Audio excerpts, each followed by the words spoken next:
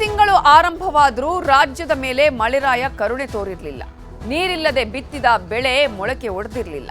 ಜಲಾಶಯಗಳಲ್ಲಿನ ನೀರು ತಳ ಸೇರಿತ್ತು. ಮುಂದೇನು ಗತಿ ಅಂತ ಅನ್ನದಾತರು ಆಗಸದತ್ತ ಮುಖ ಮಾಡಿ ಕುಳಿತಿದ್ರು. ಆದ್ರೀಗ ವರುಣ ಕೊನೆಗೂ ಕಣ್ಬಿಟ್ಟಂತೆ ಕಾಣ್ತಿದೆ. ಮುಕ್ಕಾಲು ಪಾಲು ಜಿಲ್ಲೆಗಳಲ್ಲಿ ಮಳೆ ಆರಂಭವಾಗಿದೆ. ಜಲಾಶಯಗಳು, ನದಿಗಳಿಗೆ ಜೀವಕಳೆ ಬಂದಿದೆ. ಅದರಲ್ಲೂ ಮಹಾರಾಷ್ಟ್ರದಲ್ಲಿ ಧಾರಾಕಾರವಾಗಿ ಸುರಿತಾ ಇರುವ ಮಳೆ ಉತ್ತರ ಕರ್ನಾಟಕದ ರೈತರ ಉತ್ಸಾಹಕ್ಕೆ ನೀರೆರೆದಿದೆ.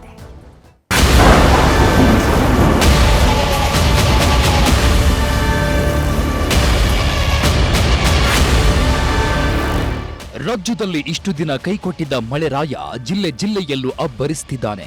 ತಲೆ ಮೇಲೆ ಕೈ ಹೊತ್ತು ಕೂತಿದ್ದ ಅನ್ನದಾತರ ಮೊಗದಲ್ಲಿ ಮಂದಹಾಸ ಮೂಡಿಸಿದ್ದಾನೆ. ಭೂಮಿಗೆ ಬಿತ್ತಿದ ಬೀಜ ಮೊಳಕೆ ಒಡಿತಿಲ್ಲ. ಬೆಳೆಗೆ ನೀರಿಲ್ಲ ಅಂತ ಕಂಗೆಟ್ಟಿದ್ದ ರೈತರು ನಿಟ್ಟುಸಿರು ಬಿಡುವಂತೆ ಮಾಡಿದ್ದಾನೆ. ಮಹಾರಾಷ್ಟ್ರದಲ್ಲಿ ಮಳೆಯಾದ್ರೆ ಬೆಳಗಾವಿಗೆ ಶೀತ ಅನ್ನೋ ಮಾತು ಸುಳ್ಳಲ್ಲ ಬಿಡಿ. ಮಹಾರಾಷ್ಟ್ರದ ಘಟ್ಟ ಪ್ರದೇಶಗಳಲ್ಲಿ ಮಳೆ ಅಬ್ಬರಿಸಿದ್ದು ದೂದಗಂಗಾ ನದಿ ನೀರು ಏರಿಕೆ ಕಂಡಿದೆ. ಒಂದೇ ದಿನದಲ್ಲಿ 11 ಅಡಿಯಷ್ಟು ನೀರು ಹೆಚ್ಚಳವಾಗಿದೆ. ಇದರಿಂದ 3 ಕೆಳಹಂತದ ಸೇತುವೆಗಳು ಜಲಾವೃತವಾಗಿವೆ. ಸೇತುವೆ ಮುಳುಗಡೆ ಹಿನ್ನೆಲೆ ಗ್ರಾಮಸ್ಥರಿಗೆ ಸುತ್ತುವರೆದು ಸಂಚಾರ ಮಾಡುವ ಪರಿಸ್ಥಿತಿ ಇದೆ.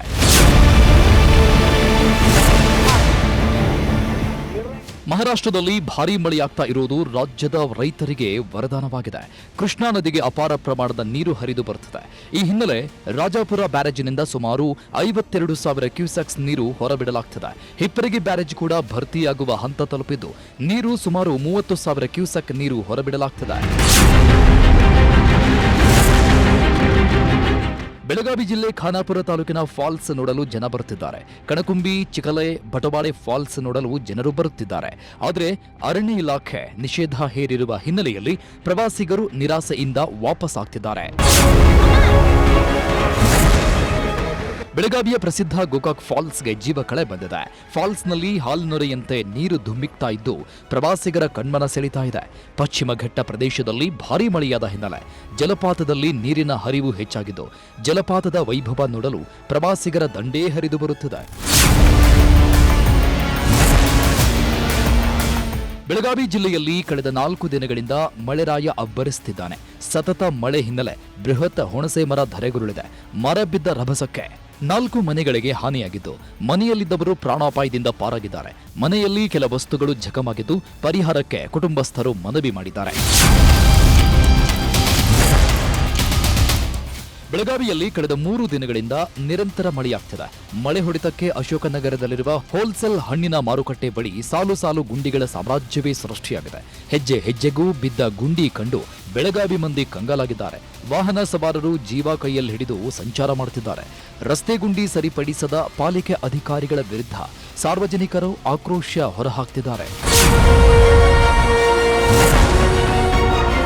ಮಲೆನಾಡು ಭಾಗದಲ್ಲಿ ಮಳೆ ಚುರುಕು ಪಡೆದುಕೊಂಡಿದೆ. ತುಂಗಾ ನದಿಯಲ್ಲಿ ಒಳಹರಿವು ಹೆಚ್ಚಾಗಿದ್ದು ತುಂಗಾ ಡ್ಯಾಂನಿಂದ ನೀರು ಬಿಡುಗಡೆ ಮಾಡಲಾಗ್ತಿದೆ.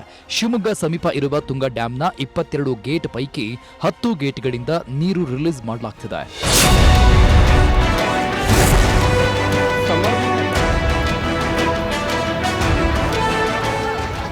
ಮತ್ತೊಂದು ಕಡೆ ಶರಾವತಿ ನದಿ ಪಾತ್ರದಲ್ಲೂ ಮಳೆಯಾಗ್ತಿದ್ದು ಜೋಗ ಫಾಲ್ಸ್ ಕಳೆ ಕಟ್ಟುತ್ತಿದೆ. ರಾಜ ರಾಣಿ ರೋರರ್ ರಾಕೆಟ್ನಲ್ಲಿ ನೀರು ಧುಮ್ಮಿಕ್ಕಿ ಹರಿತಾ ಇದೆ. ಹಾಲ್ನೊರೆಯಂತೆ ನೀರು ಧುಮ್ಮಿಕ್ಕಿ ಹರಿತಾ ಇದ್ದು ಜೋಗ ಜಲಪಾತದ ವೈಭವ ಕಣ್ತುಂಬಿಕೊಳ್ಳಲು ಪ್ರವಾಸಿಗರು ಆಗಮಿಸುತ್ತಿದ್ದಾರೆ.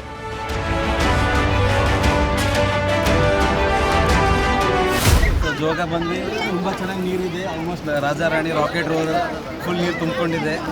ಇದು ನೋಡೋಕೆ ತುಂಬ ಚೆನ್ನಾಗಿದೆ. Enjoying a lot. ತುಂಬ ಚೆನ್ನಾಗಿದೆ ನೀರು. ಈ ವರ್ಷ ಸ್ಟಾರ್ಟಿಂಗಲ್ಲಿ ಮಳೆ ಇಲ್ಲ ಅಂತ ಹೇಳ್ತಿದ್ರು, ಬಟ್ ಆದರೂ ಕೂಡ ನೀರು ತುಂಬ ಚೆನ್ನಾಗಿದೆ.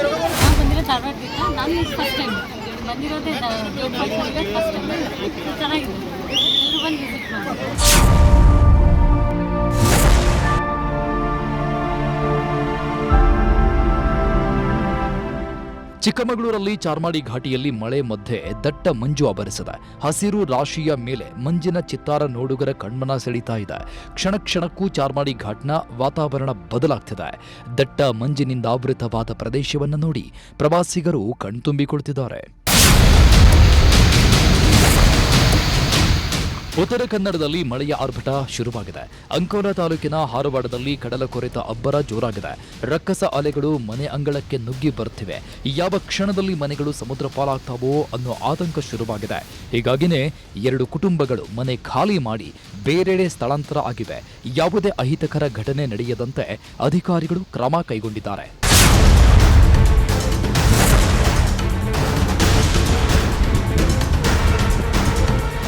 ಹಾಸನ ಜಿಲ್ಲೆಯಲ್ಲೂ ಧಾರಾಕಾರ ಮಳೆಯಾಗ್ತಿದೆ. ನಿರಂತರ ಮಳೆ ಹಿನ್ನೆಲೆ ಸಕಲೇಶಪುರ ಪಟ್ಟಣದ ಅರೇಹಳ್ಳಿ ರಸ್ತೆಯಲ್ಲಿ ತಡೆಗೋಡೆ ಕುಸಿದಿದೆ. ಸುಮಾರು 4 ಮನೆಗಳ ಮೇಲೆ ತಡೆಗೋಡೆ ಕುಸಿದು ತಡೆಗೋಡೆಗೆ ಹಾನಿಯಾಗಿದೆ. ಅವೈಜ್ಞಾನಿಕ ತಡೆಗೋಡೆಯಿಂದಲೇ ಸಮಸ್ಯೆ ಸಂಭವಿಸಿದೆ ಅಂತ ಜನರು ಆರೋಪಿಸಿದ್ದಾರೆ. ಮಳೆಯಿಂದಾಗಿ ಮಣ್ಣಿನ ಭಾರ ತಡೆಯಲಾಗದೆ ತಡೆಗೋಡೆ ಕುಸಿದಿದೆ. ಸ್ಥಳಕ್ಕೆ ಶಾಸಕ ಸಿಮೆಂಟ್ ಮಂಜು, ತಹಶೀಲ್ದಾರ್ ಸುಪ್ರೀತಾ ಭೇಟಿ ನೀಡಿ ಪರಿಶೀಲಿಸಿದ್ದಾರೆ.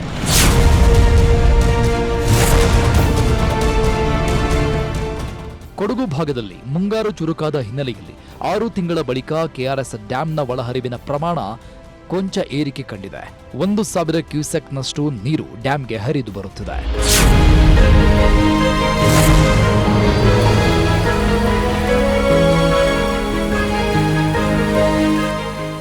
ಮೈಸೂರು ಜಿಲ್ಲೆಯಲ್ಲಿ ಮುಂಗಾರು ಮಳೆ ಚುರುಕುಗೊಂಡಿದೆ. ಕಳೆದ 2-3 ದಿನಗಳಿಂದ ಜಿಲ್ಲೆಯಾದ್ಯಂತ ಮೋಡ ಕವಿದ ವಾತಾವರಣವಿದ್ದು ಜಿಟಿಜಿಟಿ ಮಳೆ ಶುರುವಾಗಿದೆ.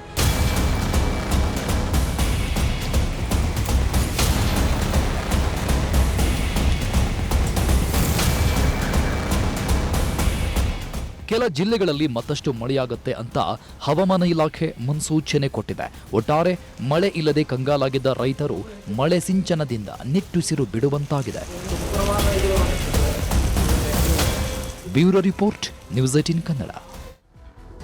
ಮುಂದಿನ 5 ದಿನಗಳ ಕಾಲ ರಾಜ್ಯದಾದ್ಯಂತ ಅಲ್ಲಲ್ಲಿ ಗುಡುಗು ಸಿಡಿಲು ಸಹಿತ ಭಾರೀ ಮಳೆಯಾಗಲಿದೆ. ಅಲ್ಲದೆ ಉತ್ತರ ಕನ್ನಡ ಜಿಲ್ಲೆಯ ಕರಾವಳಿಯಲ್ಲಿ ಮುಂದಿನ 2 ದಿನಗಳ ಕಾಲ ಭಾರೀ ಮಳೆ ಸಾಧ್ಯತೆ ಇದ್ದು ರೆಡ್ ಅಲರ್ಟ್ ಘೋಷಣೆ ಮಾಡಲಾಗಿದೆ. ಇದು ರಾಜ್ಯದ ಮಳೆ ಸುದ್ದಿಯಾದರೆ ಉತ್ತರ ಭಾರತದಲ್ಲೂ ಮಳೆ ಅಲ್ಲೋಲ ಕಲ್ಲೋಲವನ್ನೇ ಸೃಷ್ಟಿ ಮಾಡಿದೆ. ಇನ್ನು ದಕ್ಷಿಣ ಭಾರತದ ಮೇಲೆ ಮುನಿಸಿಕೊಂಡಿರೋ ಮಳೆರಾಯ ಉತ್ತರ ಭಾರತದಲ್ಲಿ ಮಾತ್ರ ಅಬ್ಬರಿಸಿ ಬೊಬ್ಬರಿಯುತ್ತಿದ್ದಾನೆ. ಈಶಾನ್ಯ ಭಾರತದಲ್ಲಿ ಮಳೆ ಭಾರೀ ಅವಾಂತರವನ್ನು ಸೃಷ್ಟಿ ಮಾಡಿದ ಬಳಿಕ ಈಗ ಮಹಾರಾಷ್ಟ್ರ, ದಿಲ್ಲಿ, ಗುಜರಾತ್ ಸೇರಿದಂತೆ ವಿವಿಧ ರಾಜ್ಯಗಳಲ್ಲಿ ಪ್ರಚಂಡತೆ ತೋರುತ್ತಿದ್ದಾನೆ. ಮುಂಬೈನಲ್ಲಿ ಕಳೆದ 4 ದಿನಗಳಲ್ಲಿ 588 ಮಿಲಿಮೀಟರ್ ಮಳೆಯಾಗಿದೆ. ಮುಂದಿನ 2 ದಿನಗಳವರೆಗೆ ಮುಂಬೈ, ಥಾಣೆ, ಪಾಲ್ಘಾರ್ ಹಾಗೂ ಪುಣೆ, ಸತಾರದ ಘಾಟ್ ಪ್ರದೇಶಗಳಿಗೆ ರೆಡ್ ಅಲರ್ಟ್ ಘೋಷಣೆ ಮಾಡಲಾಗಿದೆ. ಭಾರತದ ವಾಣಿಜ್ಯ ನಗರಿ ಮುಂಬೈ ಅಕ್ಷರಶಃ ಮುಳುಗಿ ಹೋಗಿದೆ. ಕಳೆದ 24 ಗಂಟೆಗಳಿಂದ ಸುರಿತಾ ಇರುವ ಮಳೆಗೆ ಇಡೀ ನಗರ ತೊಯ್ದು ತೊಪ್ಪೆಯಾಗಿದೆ. ಬಾಂದ್ರಾ ಪಶ್ಚಿಮದ ಮುಂಬೈನ ಪಾಲಿ ಹಿಲ್ ಪ್ರದೇಶದಲ್ಲಿ ಭಾರೀ ಮಳೆಯಾಗಿದೆ. ಹಾಗೆ ಗುಡುಗು ಸಹಿತ ಮಳೆ ಸುರಿದಿದ್ದು ಜನಜೀವನ ಸಂಪೂರ್ಣ ಅಸ್ತವ್ಯಸ್ತವಾಗಿದೆ. ವಿದ್ಯುತ್ ಕಂಬಗಳು ನೆಲಕ್ಕುರುಳಿರೋದ್ರಿಂದ ಇಡೀ ನಗರದಲ್ಲಿ ಕತ್ತಲ ಕೂಪವೇ ಸೃಷ್ಟಿಯಾಗಿದೆ. ಎಲ್ಲೆಂದರಲ್ಲಿ ಮರಗಳು ಧರಾಶಾಹಿಯಾಗಿದ್ದು ಜನ ಒಂದು ಕಡೆಯಿಂದ ಮತ್ತೊಂದು ಕಡೆಗೆ ಸಂಚರಿಸುವುದು ಕೂಡ ಕಷ್ಟವಾಗಿದೆ.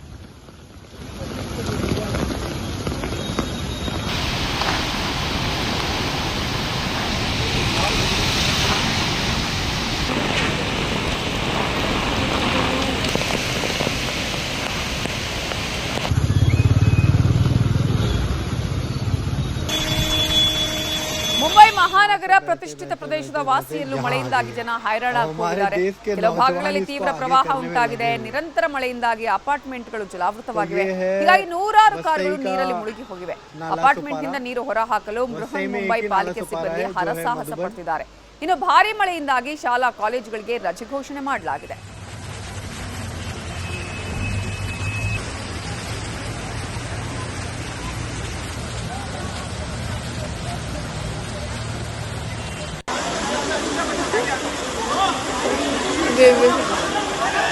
अरे अरे अरे अरे अरे अरे अरे अरे अरे अरे अरे अरे अरे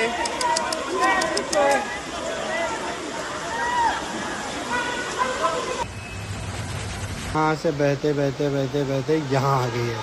अब हमारे देश के नौजवान इसको आगे करने में लगे हुए हैं. ಇನ್ನು ಮುಂಬೈನ ಕುರ್ಲಾ ಪ್ರದೇಶದಲ್ಲಿ ಭಾರೀ ಮಳೆಯ ವೇಳೆ ಮರವೊಂದು ಅಂಗಡಿಯ ಮೇಲೆ ಬಿದ್ದಿದೆ. ಪರಿಣಾಮ 63 ವರ್ಷದ ವ್ಯಕ್ತಿಯೊಬ್ಬರು ಸಾವನ್ನಪ್ಪಿದ್ದಾರೆ. ಮಧ್ಯಾಹ್ನ 12:40 ಸುಮಾರಿಗೆ ಈ ಘಟನೆ ಸಂಭವಿಸಿದೆ. ತೀವ್ರವಾಗಿ ಗಾಯಗೊಂಡಿದ್ದ ಅವರನ್ನ ಆಸ್ಪತ್ರೆಗೆ ಸಾಗಿಸಲಾಯಿತು. ಆದರೆ ಅಷ್ಟರಲ್ಲೇ ಆತನ ಪ್ರಾಣ ಪಕ್ಷಿ ಹಾರಿ ಹೋಗಿತ್ತು. ಇದು ಒಂದು ವಾರದಲ್ಲಿ ನಡೆದ 2ನೇ ಘಟನೆಯಾಗಿದೆ.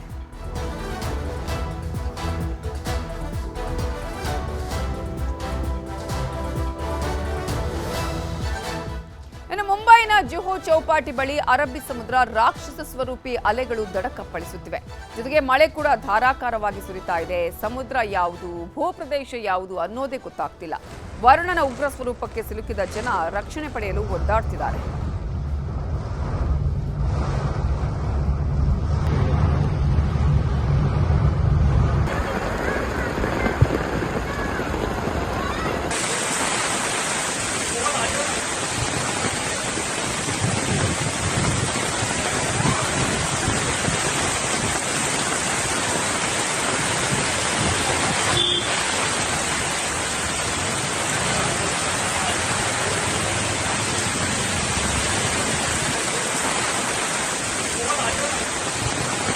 ನಿರಂತರ ಮಳೆಯಿಂದಾಗಿ ಮುಂಬೈನ ನಲಸೋಪಾರ ರೈಲು ನಿಲ್ದಾಣಕ್ಕೆ ಜಲ ದಿಗ್ಬಂಧನವಾಗಿದೆ.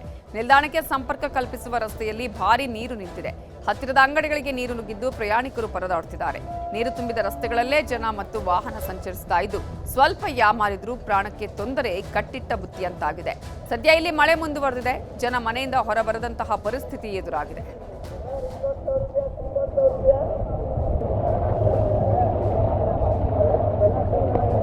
ಮಹಾರಾಷ್ಟ್ರದ ರಾಯಗಢ ಜಿಲ್ಲೆಯ ಖಲಾಪುರ ತಾಲೂಕಲ್ಲಿ ಮಳೆಯಿಂದ ಭಾರೀ ಅವಾಂತರವಾಗಿದೆ. ಖೋಪೋಲಿಯಲ್ಲಿರುವ ಪ್ರಸಿದ್ಧ ಜೆನಿತ್ ಜಲಪಾತದ ಸುತ್ತಮುತ್ತಲಿನ ಪ್ರದೇಶದಲ್ಲಿ ಸಿಕ್ಕಾಕೊಂಡಿದ್ದ 100ಕ್ಕೂ ಹೆಚ್ಚು ಪ್ರವಾಸಿಗರನ್ನ ಸ್ಥಳೀಯ ಗ್ರಾಮಸ್ಥರು ಯಶಸ್ವಿಯಾಗಿ ರಕ್ಷಿಸಿದ್ದಾರೆ. ಕಳೆದ 2 ದಿನಗಳಿಂದ ನಿರಂತರವಾಗಿ ಸುರಿತಾ ಇರುವ ಭಾರೀ ಮಳೆಯಿಂದಾಗಿ ಈ ಪ್ರದೇಶದ ನದಿಗಳು ಮತ್ತು ಜಲಪಾತಗಳಲ್ಲಿ ತುಂಬಿ ಹರಿತಾ ಇವೆ. ಹೀಗಿದ್ರೂ ಜೆನಿತ್ ಜಲಪಾತ ನೋಡಲು ತೆರಳಿದ್ದ 100ಕ್ಕೂ ಹೆಚ್ಚು ಪ್ರವಾಸಿಗರು ಸಿಲುಕಿಕೊಂಡ್ರು, ಪರದಾಡಿದ್ರು. ಕೂಡಲೇ ಪ್ರವಾಸಿಗರು ರಕ್ಷಣೆಗೆ ತೆರಳಿದ ಸ್ಥಳೀಯರು ಆಗಬಹುದಾಗಿದ್ದ ದೊಡ್ಡ ಅನಾಹುತವನ್ನ ತಪ್ಪಿಸಿದ್ದಾರೆ.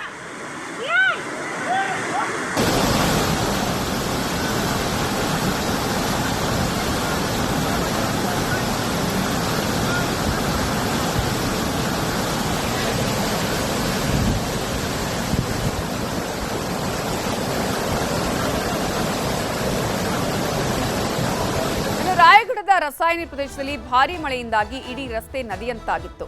ಕರ್ಜತ್ ಪೆನ್ ಮಾರ್ಗದಲ್ಲಿ ಸಂಚರಿಸ್ತಾ ಇದ್ದ ಸಾರಿಗೆ ಬಸ್ ನೀರಲ್ಲಿ ಸಿಲುಕಿತ್ತು. ಹೀಗಾಗಿ ಪ್ರಯಾಣಿಕರು ಪ್ರಾಣಾಪಾಯಕ್ಕೆ ಸಿಲುಕಿದ್ರು. ಕೂಡಲೇ ಸ್ಥಳಕ್ಕೆ ಧಾವಿಸಿದ ರಕ್ಷಣಾ ತಂಡಗಳು ಎಲ್ಲಾ ಪ್ರಯಾಣಿಕರನ್ನ ಸುರಕ್ಷಿತ ಸ್ಥಳಗಳಿಗೆ ಸ್ಥಳಾಂತರಿಸಿದೆ.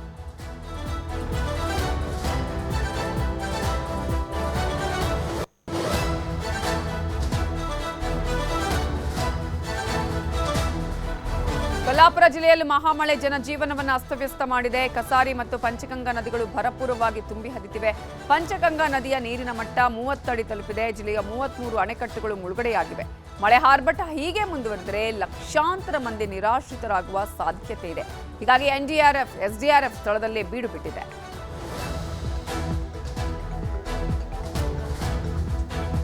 ಇದೆಲ್ಲ ಮಹಾರಾಷ್ಟ್ರದ ಪರಿಸ್ಥಿತಿ ಆದರೆ ಅತ್ತ ಮಧ್ಯಪ್ರದೇಶದಲ್ಲೂ ಇಂಥದ್ದೇ ಪರಿಸ್ಥಿತಿ ಇದೆ.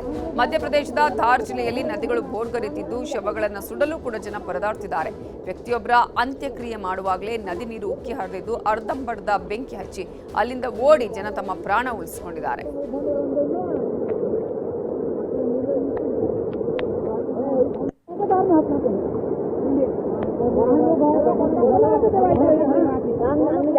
ಇನ್ನು ದಿಲ್ಲಿ ಮತ್ತು ಗುಜರಾತಲ್ಲೂ ವರುಣಾರ್ಭಟಕ್ಕೆ ಜನ ತತ್ತರಿಸಿ ಹೋಗಿದ್ದಾರೆ. ಗುಜರಾತ್ನ ಅಮ್ರೇಲಿ ಜಿಲ್ಲೆಯ ಮೋಟಾಲಿಲಿಯ ಮಾರುಕಟ್ಟೆಯಲ್ಲಿ ಭೀಕರ ಪ್ರವಾಹಕ್ಕೆ ತುತ್ತಾಗಿದ್ದು ಇಡೀ ಮಾರುಕಟ್ಟೆ ಜಲ ದಿಗ್ಬಂಧನವಾಗಿ 100 ಅಂಗಡಿಗಳು ಕೊಚ್ಚಿ ಹೋಗಿವೆ.